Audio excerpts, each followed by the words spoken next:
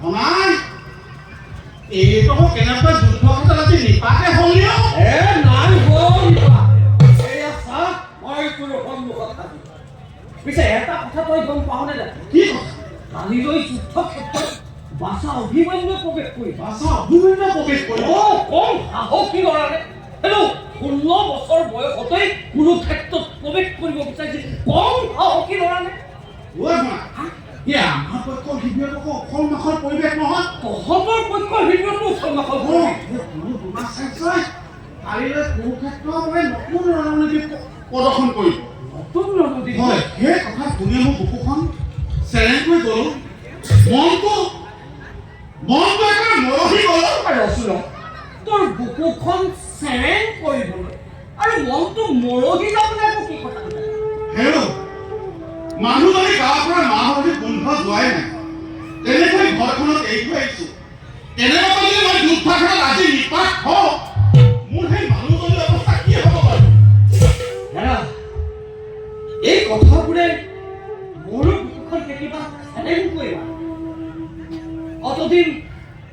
ভীষ্মদেৱ সেনাপতি আছে যেনে তেনে বাচি আছে এতিয়া দ্ৰোণাচাৰ্য সেনাপতি হ'ল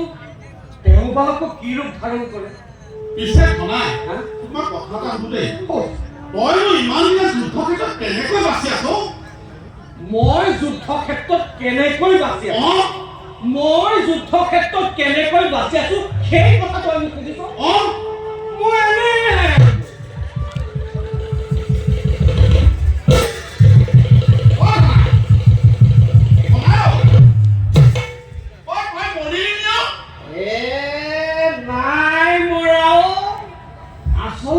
কি জানো কি যুদ্ধত যেতিয়া পৰিস্থিতি বিকট একো নহয় এই মৰাশৰ পৰা মাজতে এনেকে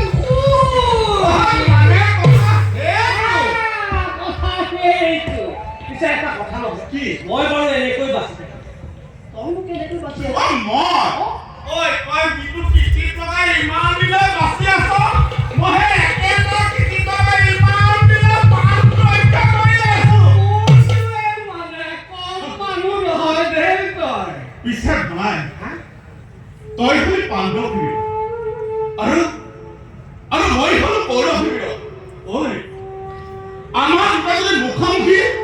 ৰণ হয় তই এতিয়া কি কৰিবি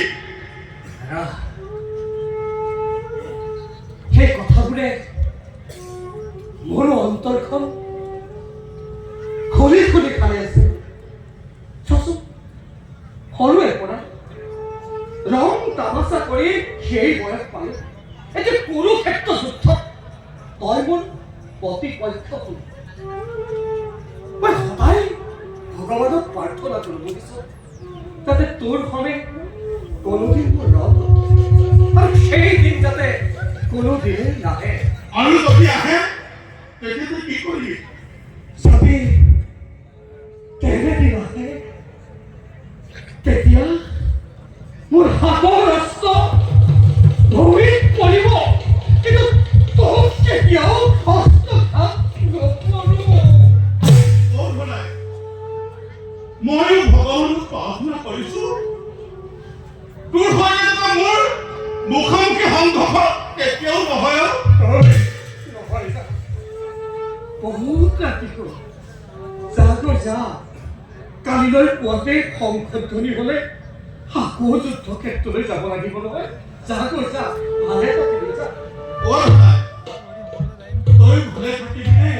মই যাওঁ